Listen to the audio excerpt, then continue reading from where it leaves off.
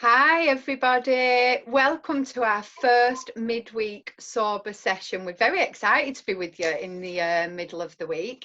So firstly, not all the panel is here today, so I'll just go through who is. We've got Mandy. Hi Mandy. Hello. We've got Sober Dave. Give us a wave, Sober Dave. I was a poet then and I didn't know it. William. Ooh. And obviously Alex and myself as well, and our special guest Josh today. So we decided to do a midweek special after reading an article about calls to Nacoa doubling during lockdown. This article touched all of our hearts this week, it really did, and we decided to set up a Just Giving page. So firstly, we all just wanted to say a massive thank you to everybody that has donated so far.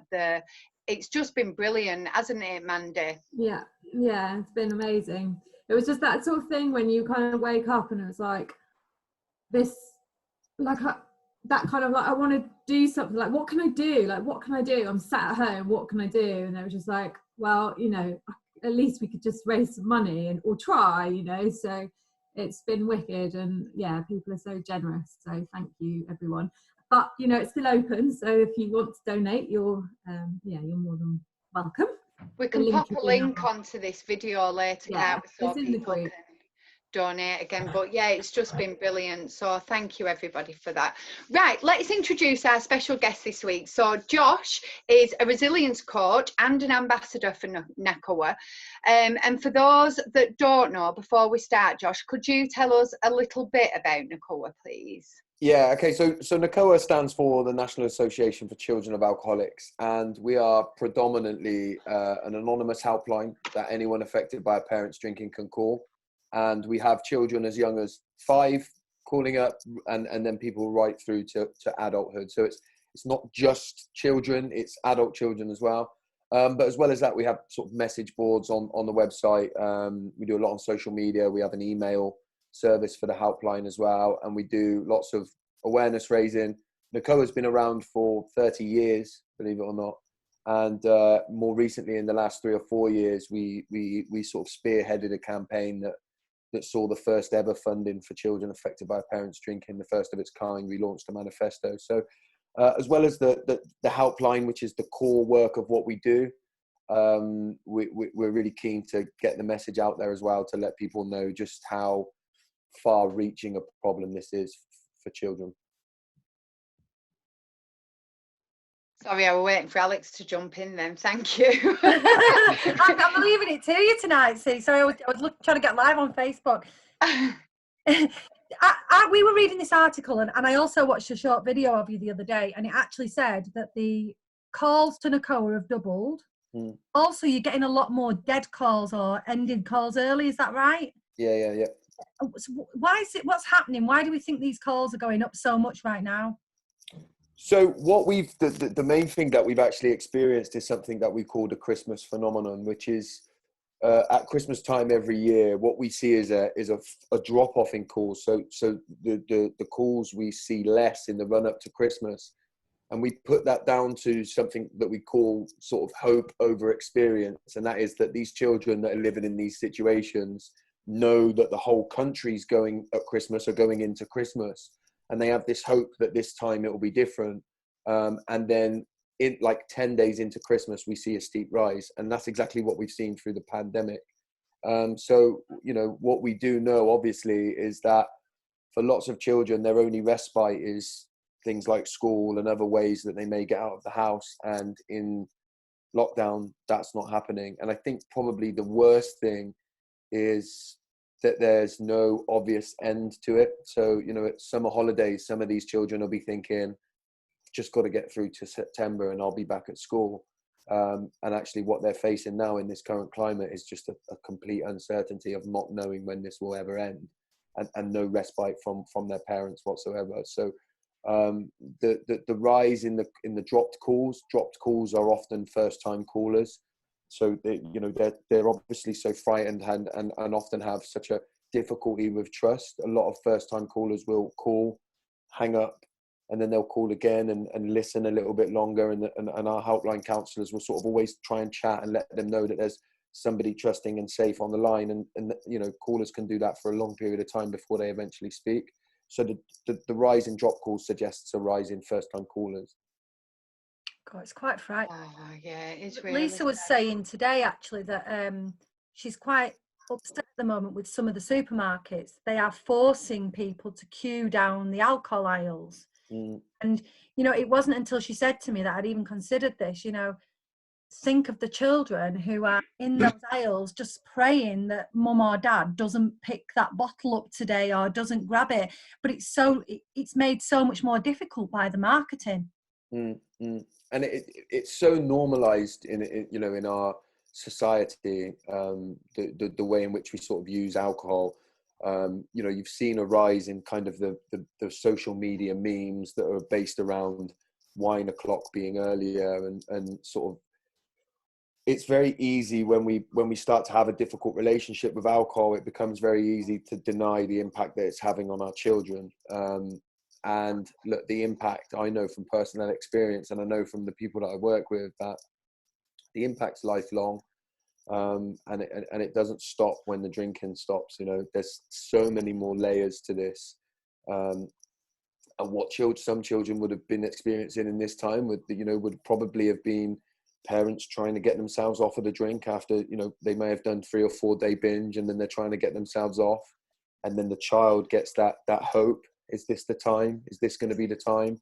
And then even the sober days can be just as scary, if not worse, than the drunk days, because they're just full of this fear of when's it going to happen. And children of alcoholics are often very, very hyper vigilant to that stuff. They're very hyper vigilant to changes in mood and wondering, you know, and then a child will get caught up in the kind of behavior of trying not to be the trigger that sets their parent off on that drinking spree.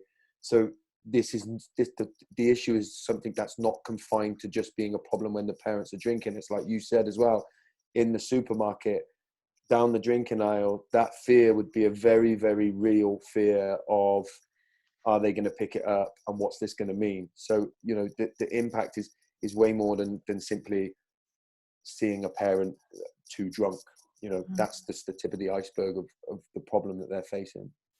Oh. Yeah, and you go next, please. Go on. I was just going to ask, I read that a number of your counsellors have been reading bedtime stories to children, and I know, well, I always imagined if you were to call a helpline that you needed help there and then. I never even thought until I read that about people actually ringing up for a bedtime story or just to chat to somebody.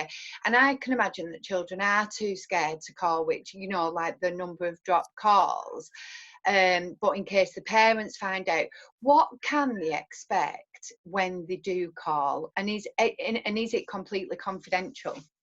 So the helpline is completely anonymous, and actually probably one of the reasons why it took us so long to get any kind of government funding is because we just flat refused to ask questions that would be inquisitive. So we couldn't produce stats that would say callers are calling from this region, or it's boys or girls calling, because we steer clear from them questions as much as possible, and we are there to be a safe space. Now, you do, of course, get the children that are calling up that are frightened, but you also get the children that are calling up that have had a great day at school and have just done really good in their exams, and mum and dad, or mum or dad, are drunk and nobody wants to listen to them. And so they call the helpline to say, today at school I got an A in my exam. And, you know, even when you start to think about that, that's just as sad and as damaging, by the way, you know, and as you know, the damage of that's going to be just as far reaching as some of the traumas that they experience at the hands of the drinking. So you know, we're very big at Nacoa on being help and support. So it is that safe space, that freedom. And the bedtime story thing came from Hillary, our CEO. It started once when she had a caller, and the caller was like, I just don't know what to do. It was a child, and they said, I'm just frightened. And Hillary just thought, I'll read you a story. And she said, she started to read the story, and then from there we had stories in there. We've got story books in the helpline, because, you know, it just offers that escape from the terrifying environment that they might find themselves in. So do you have regular callers then, Josh? Yeah. So we've had, we've over the years, we've had callers that can be, that can be called regularly for a year or more. And they're literally calling because that's the helpline counsellor is the only nurturing adult that they get to speak to. So we try where we can to keep the helpline counsellor anonymous too, so that they're speaking to a helpline counsellor rather than sort of befriending somebody, because that can become dangerous is probably the wrong word, but that we don't want them to become overly attached to a person. So we try not to disclose from that sense, and just keep it that safe space. It's as well, what fascinates me is, as you know, Josh, through our conversations, I am an adult child of alcoholic parents. Mm-hmm. So we're having this conversation, I'm quite surprised actually at my reaction. I can actually feel my heart rate has sped. I can feel the emotion, and I didn't realise, but I remember clearly wanting to go home and share good news with my parents, and not having that, and wanting all the time to be better, achieve, and people please, because as from my own experience, if I was as well behaved as possible and I could fix things and I could be the yes person in the house, it would ease some of the tension and make me feel like I had a bit of control. Is that quite a common trait in adult children of alcoholics? And what other traits do they show? Because I know there'll be people in the group, adult children as well. So there's different roles that family members will normally take on. So you'll have the family member who's trapped in the addiction, and if there's two parents, then if the other one's not trapped in addiction, their addiction kind of becomes trying to shield and deal with the other person's addiction. Then you'll have the type of role that you've just described there, which is trying to become the person who the family look to in order to feel good about themselves. We must have done something right. Look how well Alex is doing at school, right? Yeah. And but then you grow up with that's conditional love. So you grow up believing that you need to be something in order to be loved, right? So then we go into our relationships, and rather than being our authentic self and expressing who we really are, we express a version of ourselves that we believe we're supposed to be in order to be loved, right? Which leaves us feeling lonely emotionally. You then have the opposite end of that spectrum, I guess, which is like the scapegoat. The scapegoat is the one that the family, rather than look at the addiction that's going on in the family, they turn and they say, this is because of you. Everyone in this family is angry because of you, because you're being naughty at school. And they get to release that anger and all the difficult emotions. They release it on the scapegoat. Now, the scapegoat will often grow up to have problems with downer drugs that make them want to disappear because that's what they've had to do in their life. You have then the mascot. I was very much the mascot in my childhood, the one who everyone looks to be funny, right? When the family's feeling down, they look to Josh, and Josh is funny, and he does something stupid, and everybody laughs. And of course, somebody like me goes on to have problems with things like alcohol and cocaine and uppers, because I have this belief that if you're not laughing and really happy in my presence, then I'm failing. So I need to be funny and I need to be stupid, and I'm doing that all of the time, but it's at the expense of feeling my own emotions. So it's really, and then you often have the carer as well, the one who looks after all the siblings. They can go on to marry an alcoholic when they get older, or go into work in the care industry to kind of fulfill that role. So, you see these patterns play out, and often people can be more than one of those, take on more than one of those roles. But in any dysfunctional family, you'll see those roles get taken on, and then those roles are really difficult to drop when you get into adulthood. And that's why you see the need for healing becomes a lifetime thing, because you're trying to undo this conditioning, right? Mandy, you must see quite a bit of this in the work that you do, coaching. You're muted, sorry.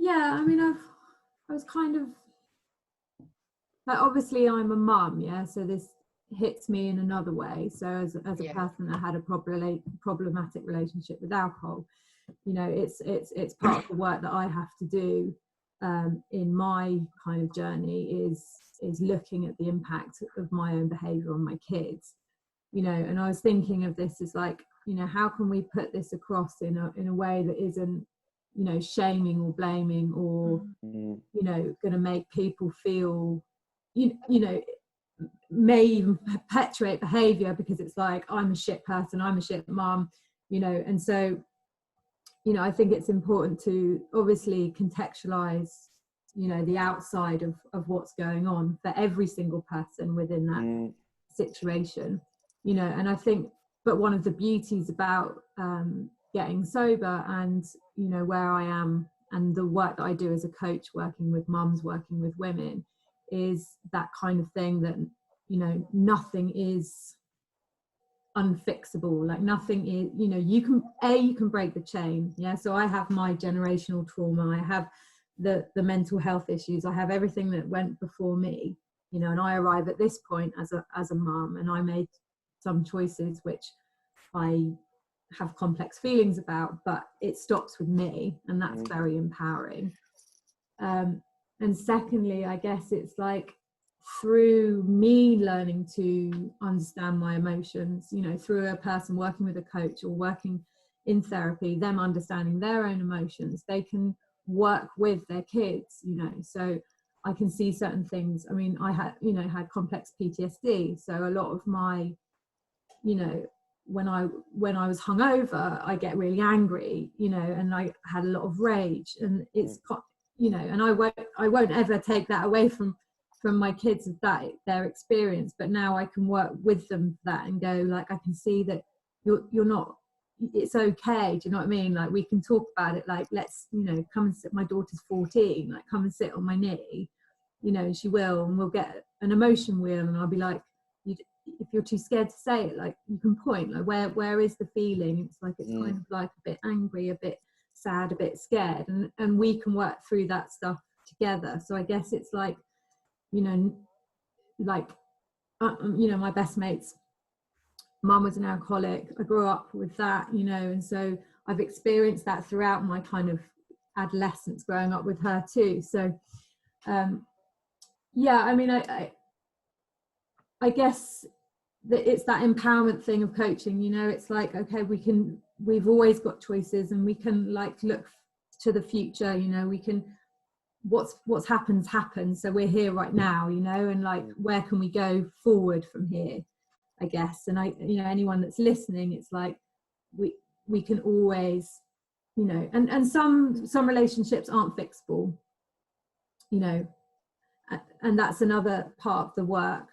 But, you know, you can do your best, you can always do your best and try, and I guess that's kind of, yeah, what I would say to people. It's like, and however many tries, like, you know, you don't run out of chances, you know. And I think luckily now the kind of space is changing, and we are talking about it in a more positive way, and it is more nuanced. And, you know, hopefully our work, what we're doing now, is to try and catch people before they get into that kind of deep dependency, so they still do have choices that they can work with, do you know what I mean? And so it's kind of like trying to catch people and have these conversations, and it's like, look, you've got choices, and it's okay, and we can work through it, so we don't get to that point, you know. But yeah, it's Josh, oh sorry, go on. No, that's fine. I'm really with you on this, Mandy, because I hold a lot of guilt about what my children probably seen and witnessed over the last few years as well, and even just talking about it, it brings out really raw emotions, doesn't it? And I know that won't just be us. Would you have any advice, Josh, for parents even who know that their children have been suffering the consequences of their drinking, and they're either still drinking, trying to stop, but filled with guilt about it? Well, firstly, if they're still in active addiction, so they're still drinking, know that you can help your children into support. And we've seen a rise in the Nacoa helpline of parents allowing their children to contact Nacoa, right? So firstly, this isn't at all about shaming anybody. This is about having compassion for who we are today and compassion for who we've been in the past. When I finished drinking, when I got sober nearly 8 years ago, I had 4 children at the time. So having grown up with that experience, I then went on to pass on that experience to my children. What I would say is, Lisa, you talked about guilt, and Mandy did as well. I'm not sure if Mandy said the words guilt, but the feeling was obviously there. And actually, it's good to feel guilt about it, because what you're doing is you're facing the emotions and you're validating them, and you're saying, actually, guilt is the feeling that I've done something bad, right? Not that I am bad. That's different. That's shame. Yeah. So when we're talking about guilt, when we recognize our guilt and recognize that we have regret over our guilt, then we do have the power then in our lives to make the choices that are going to help for that healing. Yeah. If we go down the route of thinking it's too painful to spend time with, and I don't want to allow my children to go there because it makes me feel uncomfortable, then we're still in the problem. So I have as open conversations with my children as I can, right? Sometimes that means allowing them to go into the horrible and difficult emotions that I don't want to hear. That I hated when you were like that. You were horrible. You walked out. I remember when you did this. I have to let my children explore their range of emotions. What will cause the trauma, by the way, for me, trauma is not what happened to me. It's what happened inside of me as a result of what happened to me. So trauma comes from the Latin word meaning wound. So we're talking about an internal wound. If we start to think about it like that we may have somehow emotionally wounded our children, it's like if our children fall over and cut their knee, right? We don't pretend it's not cut. We clean it up. We know that might hurt a bit more, and we make sure that we look after that, and we do what we can in order for it to heal properly, right? So stay away from shame, recognize your guilt, and do what you can today, knowing that you won't get it right all the time. And if you get it right 30% of the time, then I think you should celebrate, because it's a journey, and perfectionism is something that we don't need on that journey either. But that's what I was. Yeah, I completely agree. And like, I had a conversation with my daughter the other day, and and it is that part of ego, or trying to contextualize it. It was like, she was like, you're much better at mummying now, and I was like, oh, no, she was like, yeah, you're always a good day mummy, but you weren't always very patient in the evening, and you've got that of like, I was fucking tired, and I had a full-time job, and my husband was away, and like none of that matters, like none of that is relevant. The only thing that's relevant is sitting there and listening to her. So and it's hard work. So it was just like, okay, that must have been really hard for you. I'm really sorry about that. But the most important message is, I'm not perfect, and that's okay. And we can learn, and part of my drinking, part of so many people's drinking, is this kind of perfectionism idea of trying to do everything and do everything right, and so, if you can just sit with it, the discomfort, and say, I'm not perfect, I've made mistakes, but I'm learning, and you can learn too, and we can learn together. That's the best kind of healing space. Yeah. And you teach them, then inadvertently, you teach them that healing is possible, that we all make mistakes, and that we all get it wrong, and that we are lovable anyway, right? That we're lovable in spite of our mistakes. And I think that's huge importance, and that you can teach them lessons that some people might actually not have the opportunity to teach them, right? When we start to look at it like that. So there's positives to take from it too, but it's at the core of it is about being aware and not running away or suppressing any emotion, allowing it all to come out. I'd like to get some comments from Dave and William as dads in a second, but before we just move on to, if you don't mind, I just want to just move on from that ever so slightly. As an adult, so very similar, I know that some people find it really difficult, myself included, to broach the past with the parent. One of my parents is still alive. Both of my parents drank through my childhood. Both of them were responsible equally for the unhappiness, the loneliness, the fear of bringing people home from school, the feelings of rejection, the feeling you had to tidy up and clean up. But I find that incredibly difficult, because I love my mum and my dad. So still, that was my normal. I don't see it as trauma. I don't see it as poor me, any of that. So because of that, I find it really difficult to sort of say, look, and I know I need to say it like this, I love you, but you need to know this. So how do people in my situation go about healing from that, when everyone knows there was an issue, my mum knows there was an issue, but we just haven't managed to get on the same page? Wow. I mean, it's a complex question, but firstly, I would start at, what are you looking for in talking about it with your parents? What are you looking for from your parents? My personal experience, I chased a lot of validation for a long time. Yeah. I wanted my mum to, because my dad died, but I wanted my mum in my adulthood to say, I failed you, right? And now I recognize I don't need her to say that sentence, right? What I can do is turn this inward and focus on what my truth is. Now, my mum's truth may never be that she failed me. She may never reach a stage where she can vocalize that or see that. She may not have the emotional maturity or capacity to be able to do that, right? So I have to focus on myself and my own healing and trust my own feelings. You know, you said at the beginning, you did you say pity party, or I'm not looking for pity or anything like that? Yeah, like that kind of thing, yeah. Yeah, even that kind of thing is suggestive that you feel like when you share your angst and your, let's say, difficult emotions about your childhood, you feel someone has taught you that you're seeking pity when you do that. I don't believe you're seeking pity. I believe you're exploring your range of emotions, and actually you're probably it sounds like very justified in feeling the emotions that you're talking about. So it's understanding actually my own conditioning. What can I do to rewire my own conditioning? Where do my thoughts about myself come from? Why do I believe that I need validation from other people in order to know that my feelings are true? Right? So then it becomes about self-work, and we can start to understand with compassion our parents' stories as well, knowing that it's not about love.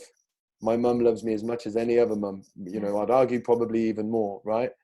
It's not her fault that maybe she doesn't have the emotional capacity, and not having the emotional capacity doesn't make her a bad person either. It means she doesn't have the emotional capacity, right? So am I looking for something that I can't find in somebody else that maybe I would have better opportunity to find in myself?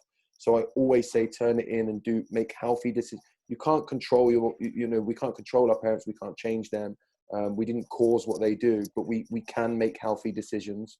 We can change things about ourselves, and we can turn things inward. So it's important, I think, to do that work as hard as it can be, and forgive yourself on the days when you wake up and you think, you know what, I'm going to go and make her say it to me. Because those days come, and so they should, because you're a human being.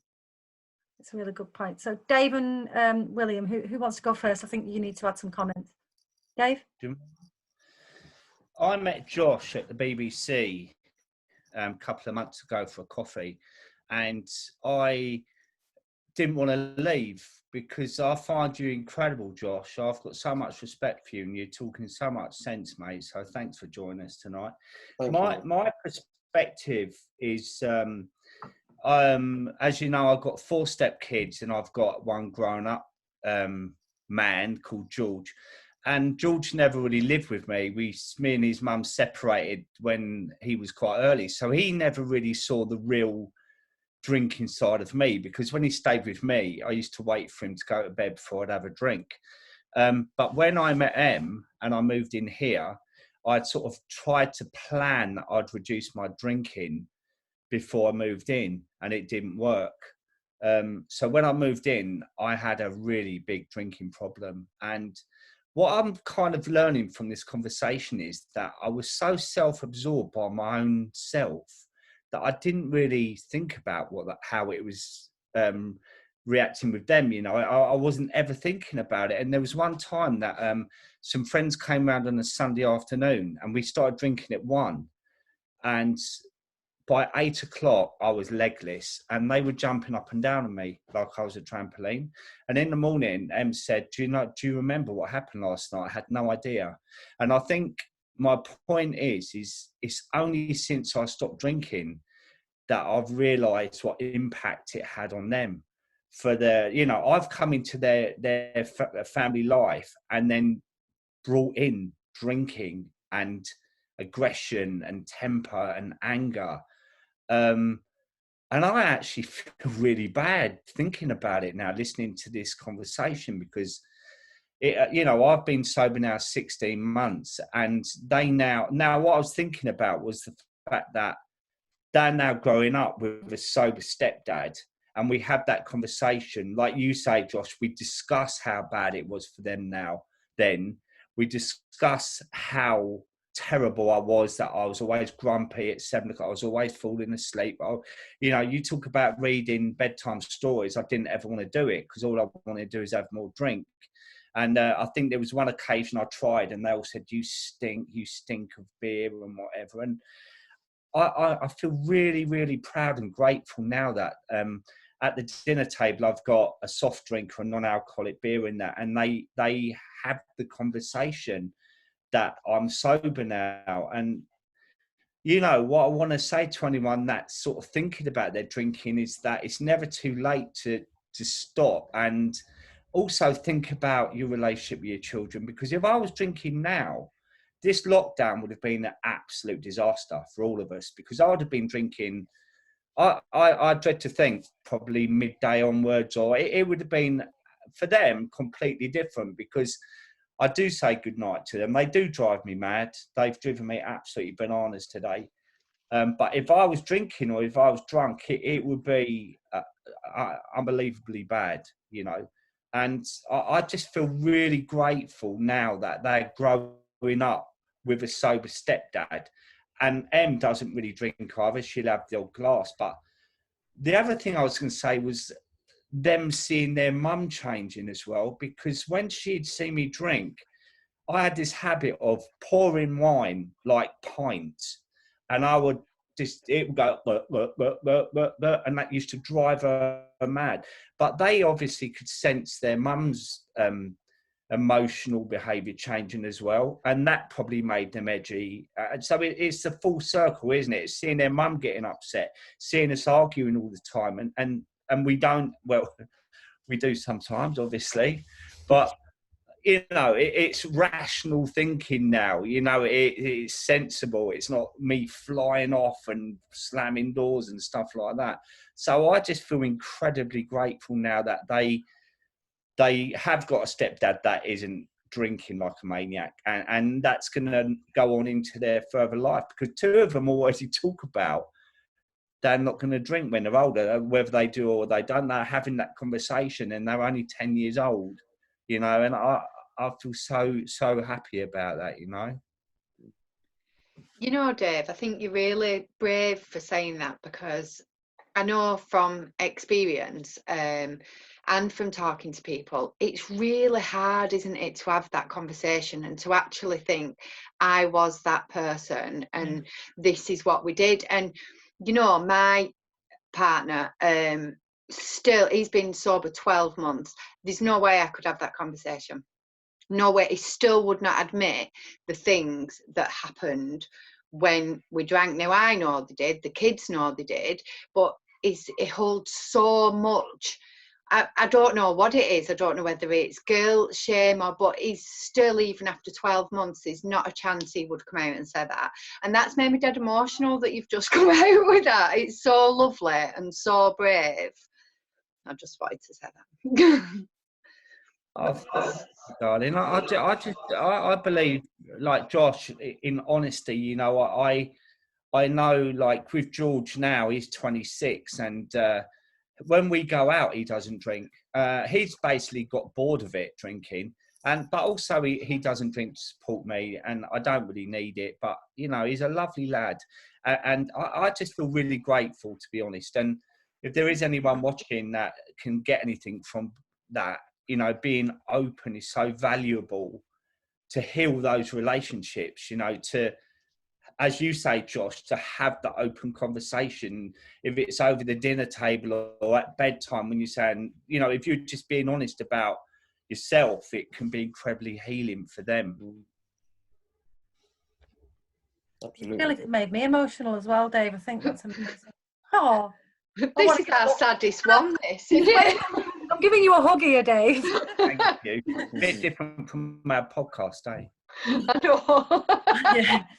What about you, William, then? What's your perspective on this? To be honest, I find all this extremely humbling. I mean, I quit drinking just over 6 years ago, and my two boys are 7 and 9. So I don't think they have any particular memory of me drinking. And I'm just hugely grateful for that, because I mean, I kind of wrote my book, and my whole perspective is sort of very insular. It's the drinker's perspective and how you experience alcohol and how you escape from it. But really hearing how it impacts, I mean, you kind of know it impacts other people, but just hearing some of the nuances of that, I find, you know, that especially being a father as well. And you think if your kid's coming home and being really proud of something and not having anyone to say that to is, you know, that's quite emotional. But what I'd really like to ask Josh, because obviously it's run by volunteers. So presumably, are these people that have they all been through this themselves, and do they have training? I mean, how does it all work with that? So it's interesting. I mean, most people there have some kind of experience, but not all of them. One of our helpline counsellors, who's been an absolute hero through this time, doesn't have any personal experience of having a parent that drinks too much. When I found Nacoa, I didn't believe I had experience of a parent that drinks too much. My dad died when I was 9 years old, and I said I had the perfect childhood. And I enrolled to do the training. It's like a 3-day training that we deliver to become a helpline counsellor. And within the first hour of the first session that I did maybe 5 years ago, I changed my perception completely of my childhood. It woke me up to it. I used the tactics that everybody else in my family had used, which was to say that it was fine, that, you know, there really wasn't that much difficulty when we were younger. And actually I realized very, very quickly that even though my dad died when I was 9 years old, the impacts of his drinking are still something that I'm trying to get over, or the impacts of the behaviors that surrounded his drinking, you know, have been lifetime lasting for me. So, and I think it's important to sort of say that on a kind of and someone that is in deep dependency and things like that, you know, it's hugely impactful. But, you know, the light drinking, the drinking that people kind of put on a pedestal of like, I'm going to moderate, yeah, so we're all like like, oh no, I don't have a problem now, so I'm going to moderate because we need to keep alcohol in our life because it's important. You know, my parents are those sort of drinkers, like, you know, jolly drinkers at Christmas time, kind of always having a glass of wine with dinner, and that's the normalized kind of British behavior. But yet I still have memories of, like, because I'm a sensitive kid, a really sensitive person, I still have memories of when I was a little kid of going, I don't like it when they change, I don't like the change, even though it wasn't hugely impactful, there was no violence or anything, it was very jolly, I still found that impactful.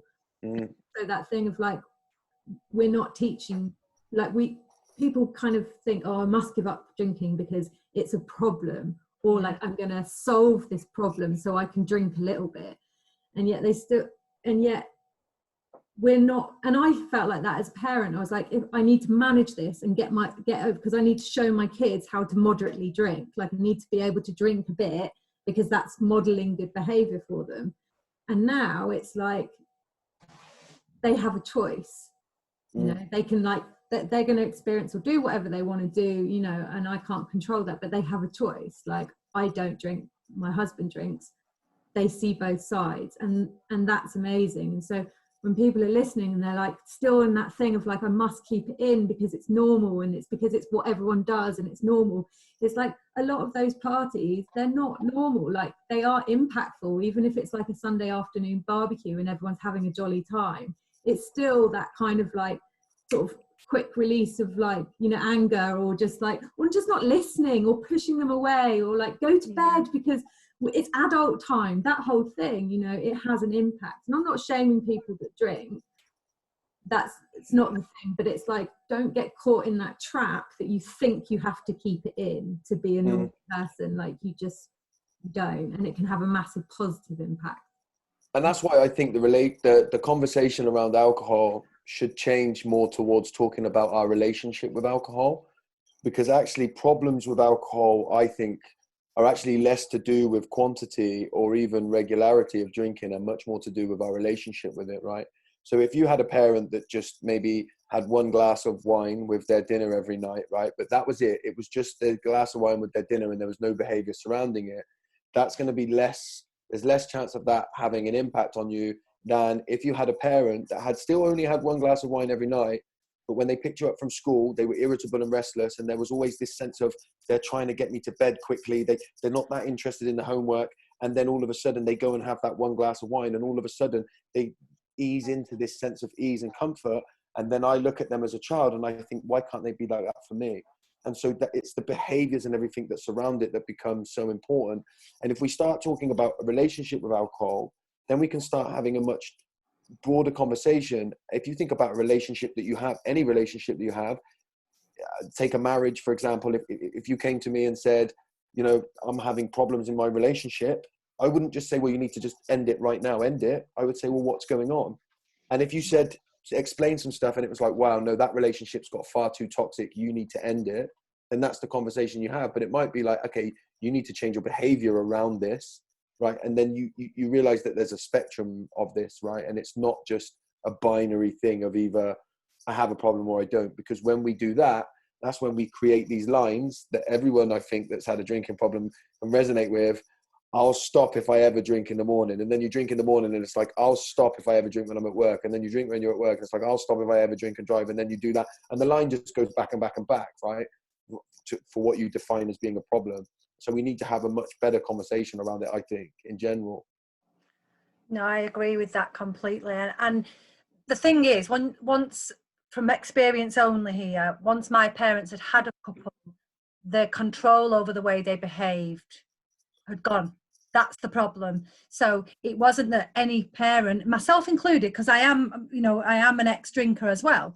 So I know when I'd had a couple of drinks, and my intentions would be, right, we're having a barbecue on a Sunday, I'll have a couple of glasses of wine, play with the kids, put them to bed. A couple of glasses of wine later and the priorities have changed. A couple of glasses becomes a couple of bottles, and the children, like Mandy said, I want them out the way. I want adult time, you know. But I think the other thing is, and again, this is from experience, and I won't go into detail, but as a child, I was at a family party and something that could have been potentially much more dangerous than it was happened to me and my sister. And that was just complete lack of awareness from the fact that everybody in the room was drunk. Complete lack of awareness. And I've done it myself. This is not a blame game. You know, I've drank to the point where I've woken up in the morning and wondered where my toddler is. Where are they? It's far too late.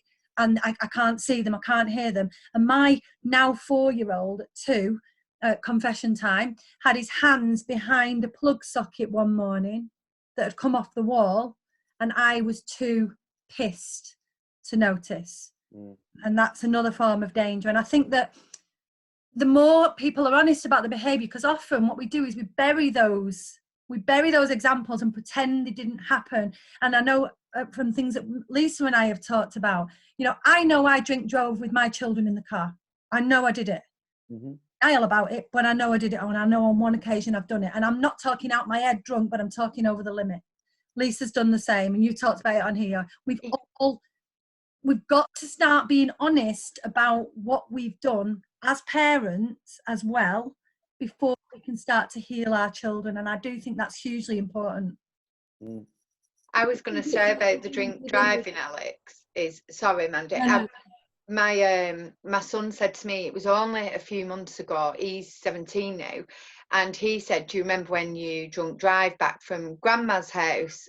And my first instinct was to say, don't be so stupid, I'd never ever do anything like that.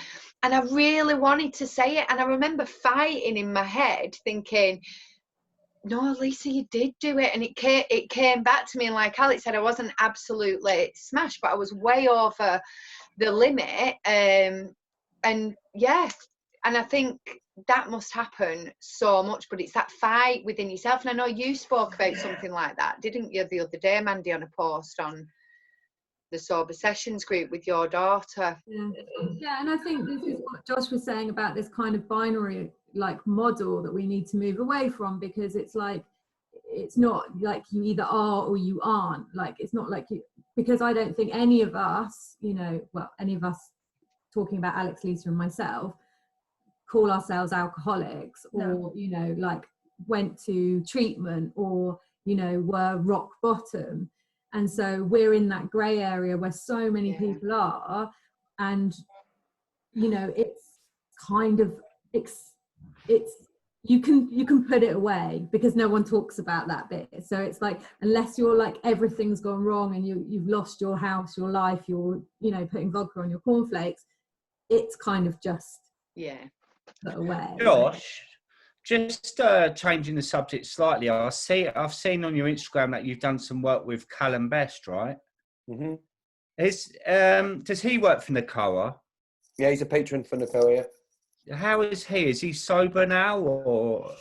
I don't know. I don't know. I know you know, in terms of Callum's story is what he does for Nacoa, and he does a lot of amazing work for us, you know, in raising awareness. And it, you know, I sort of know him. I know he's a top guy, very caring man who.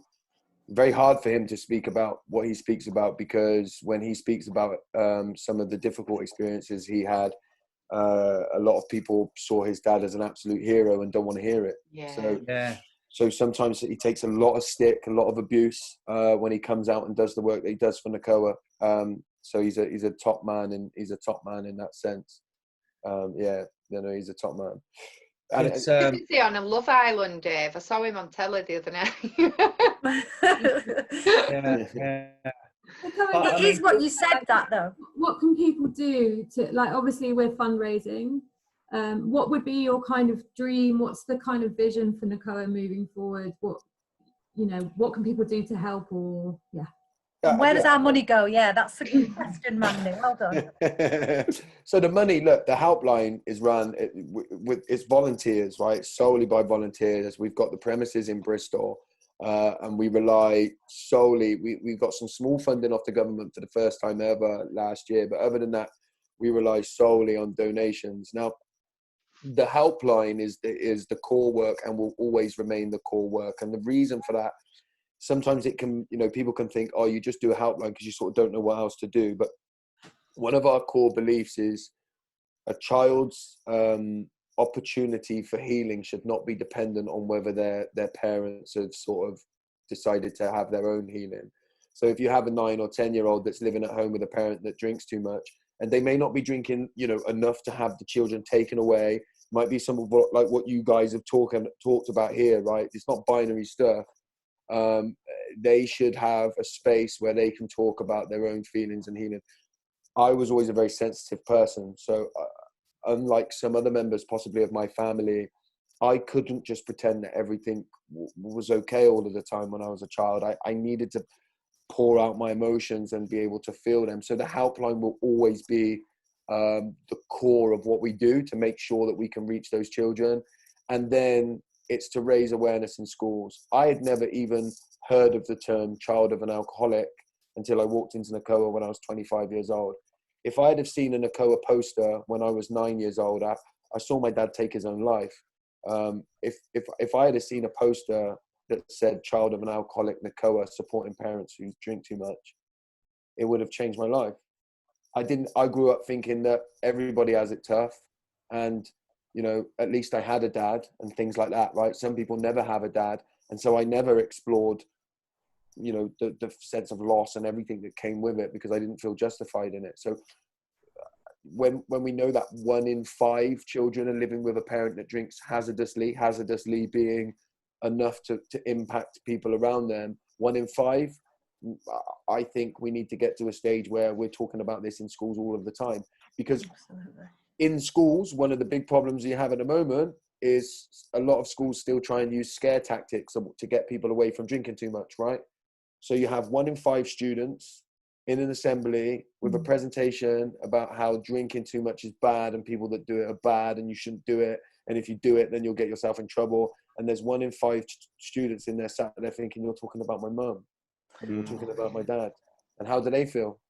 Because we don't, you know, the conversation in school is never really, why might somebody become vulnerable to drinking too much? And what happens to those people? How can we look for compassion for these people to have that conversation, right? So if we can do that at a younger age, you get people young, you prevent the need for healing, right? Or as much healing. You don't have people like me that have reached the age of 24 years old and my life's in the pits and I've got no idea why.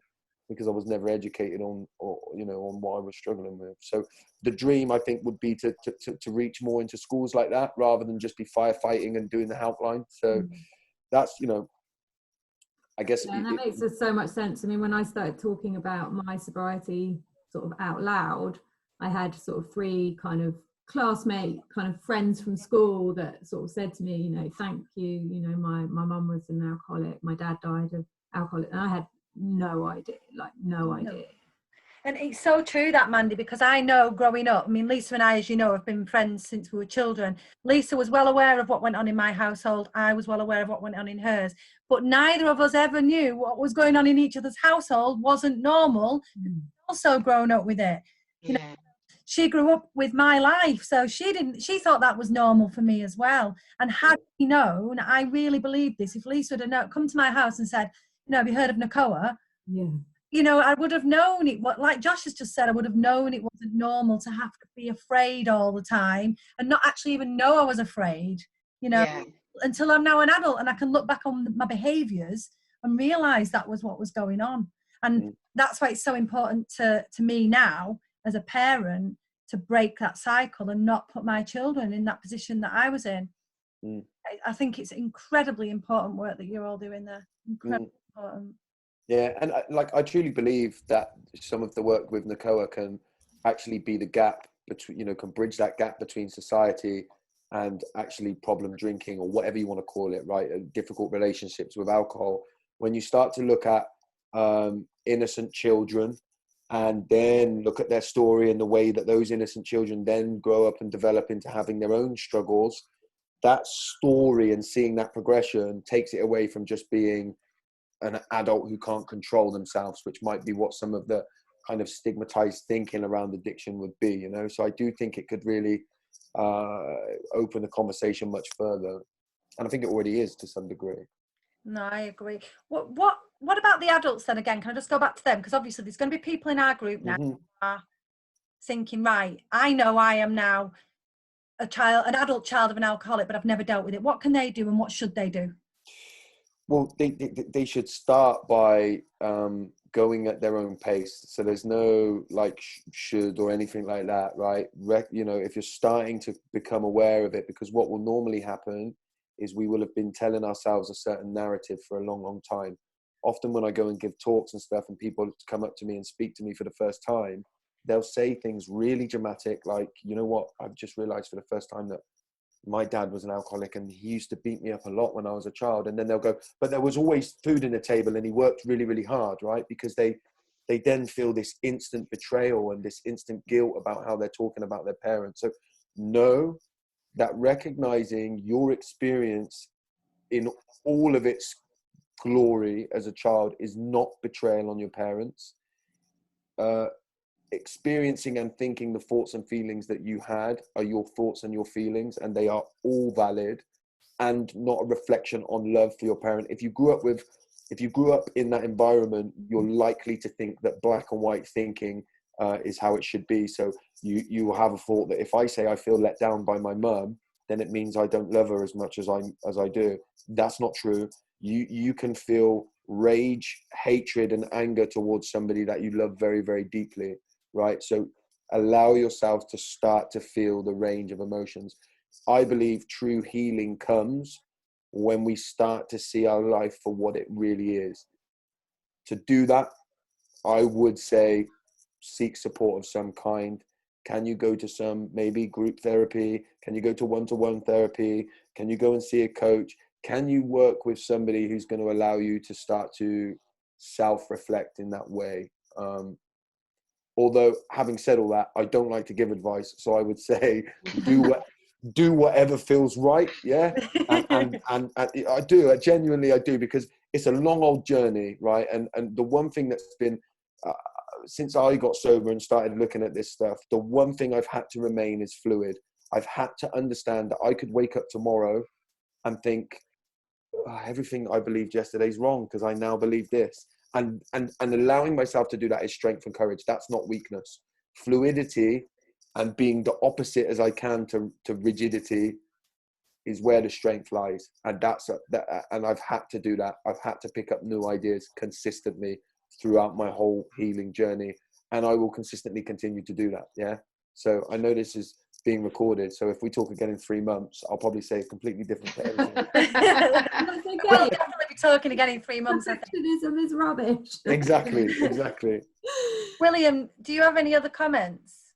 No, not really. No, I just, as I say, I kind of see it from a really insular perspective.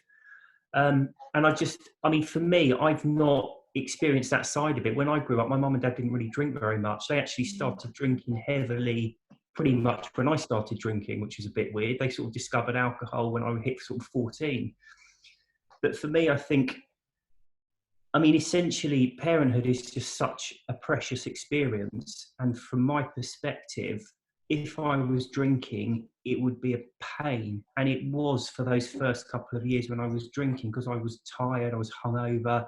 When I was drinking, I just wanted to be left alone so I could drink. And I genuinely believed I poisoned those first couple of years of parenthood through my drinking.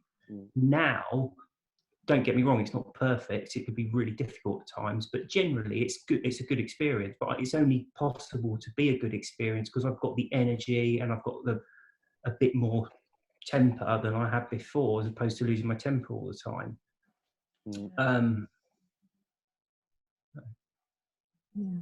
I think for me, like, what's really interesting about this conversation is that my mum and dad never used to drink really. But if they did, my dad used to make homemade wine out of some bizarre things, you know. And so I always remember my dad shaking the demijohn, and then they would pour this small glass and my dad would put a funny face and go, "Oh, this is pure heaven."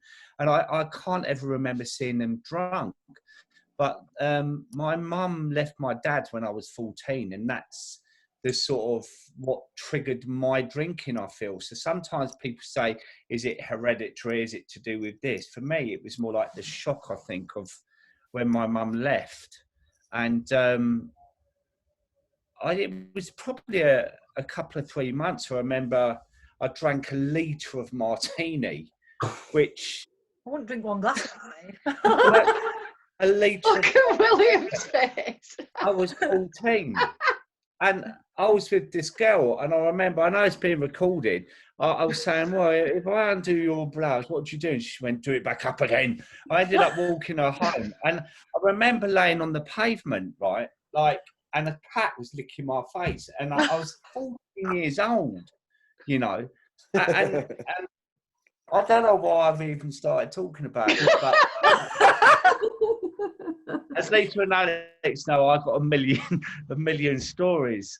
But no, it's just interesting that I never ever grew up with that at all. I in a way, it was happy memories of my mum and dad drinking, because it was never really part of our relationship, you know. But maybe that's why you started drinking when you were unhappy at your parents' split. You saw, oh, you know what? They look happy when they drink, so I'm going to turn to drink and see if I can fill that gap of misery with some alcohol. So, you know, there's always a trigger point for somebody's addictive behaviours, aren't there? I don't think it was that. I just think a random thing happened. My dad met someone pretty quickly after that, and I felt really alone.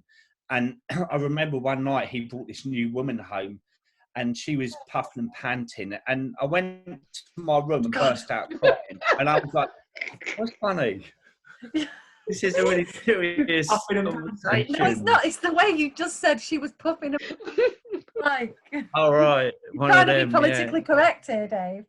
So I called him at it, and then I started drinking. No, it was. I felt so alone, and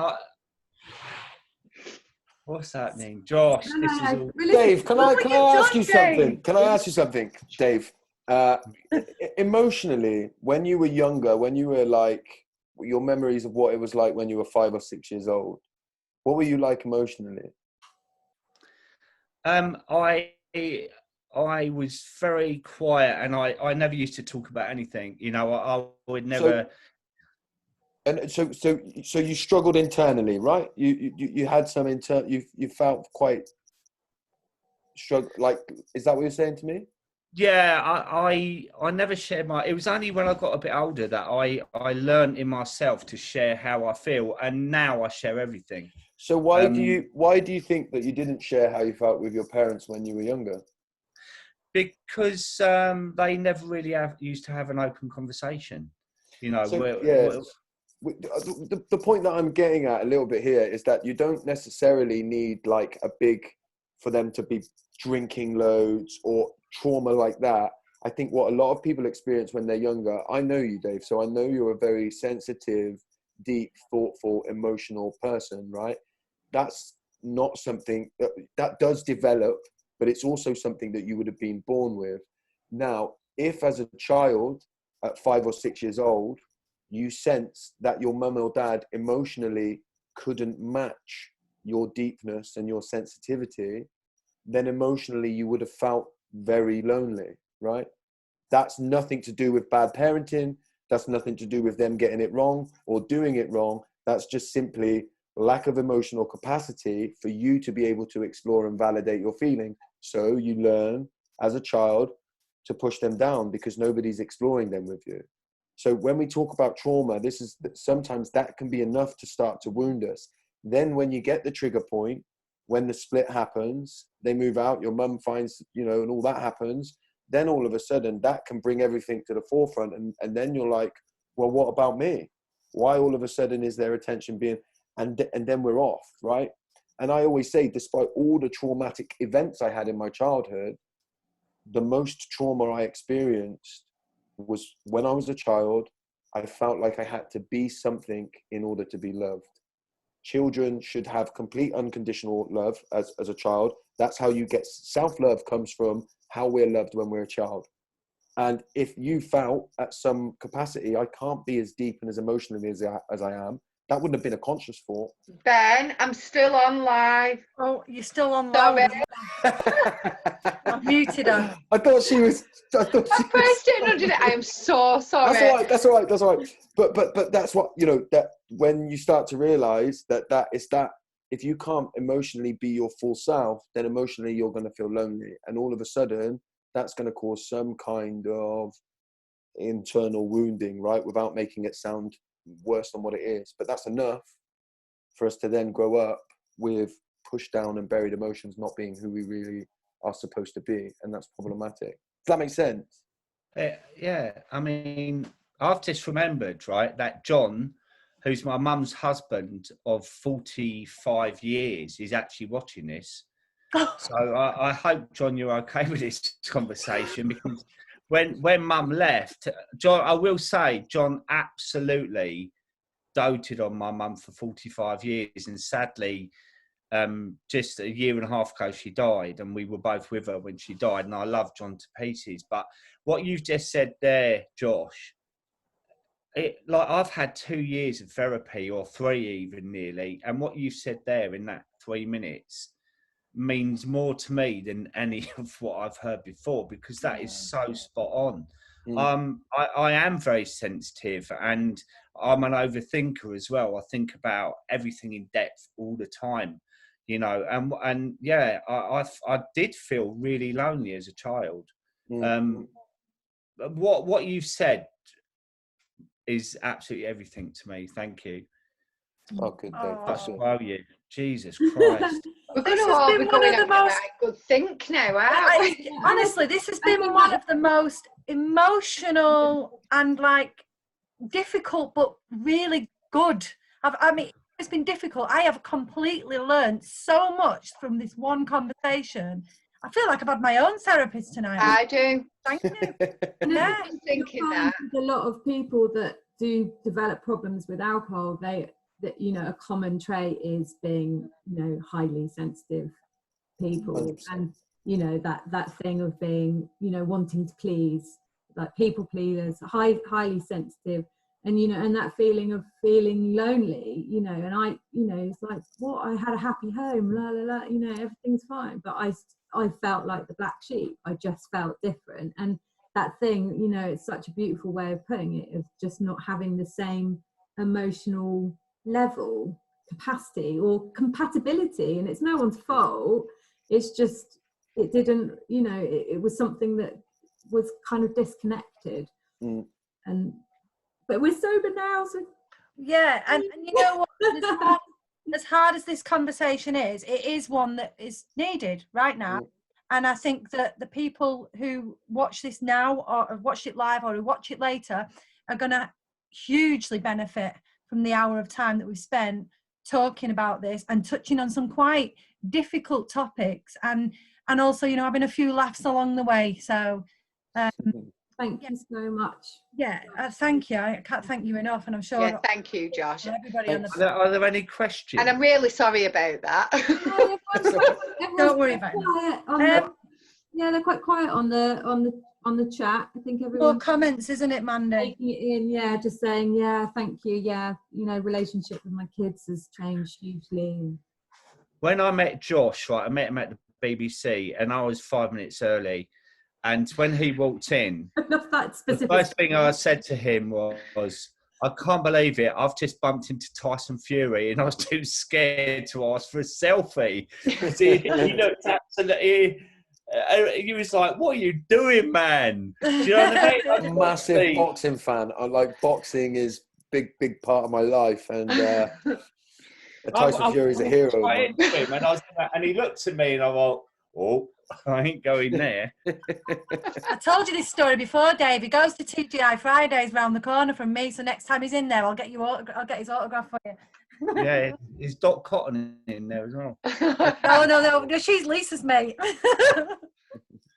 Josh. So what's next for you then, Josh? What you got going on at the moment?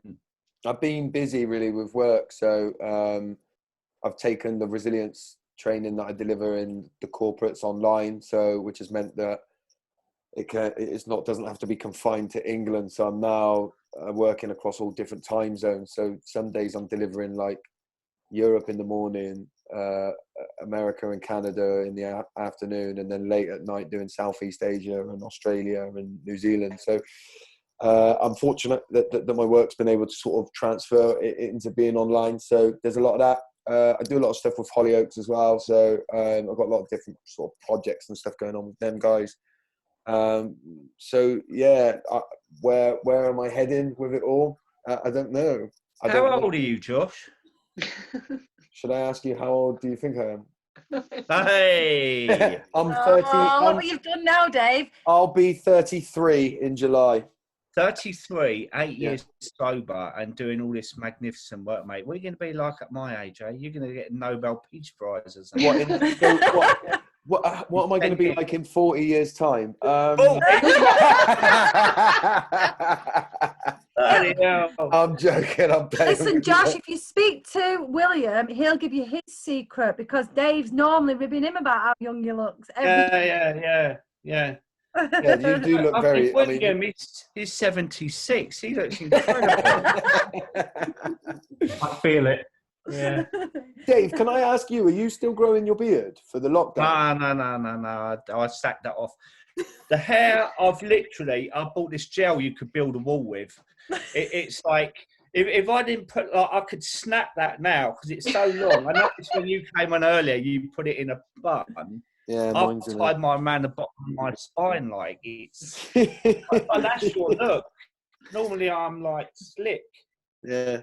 No, I've been growing mine, that's all. I haven't shaved my... Oh, you can probably see mine. We've had some good beards on these sober sessions. Right, as much as I love this chat, like... Sorry, yeah. You've got to go. We've got into full on offline mode now, haven't we? Just exactly. What's your hair like? What's the weather like? Yeah, we will let everybody go on that note. And and thank you so much again, Josh. It's just been cash donate. Yes, donate please to Nacoa. We'll put the link on the video. I know there weren't like a huge amount of people on tonight, but this is something that I think will really pick up over the week. So we'll make sure we get the link on so everyone can donate. Yeah, and we will get you back on in a few months, Josh, if that's all right. Oh, you know where I am. I'm always happy to come on. Yeah. Disagreeing with everything you said tonight, but thanks, Josh. One thing I can do is talk, so I'm always available for that. Oh, thanks very much, everybody. We'll enjoy the rest of your evening. Mandy, get to bed. It's late. See you later. See you later, everyone. Bye, Thanks, guys. everyone. Cheers. Bye. Bye. Bye.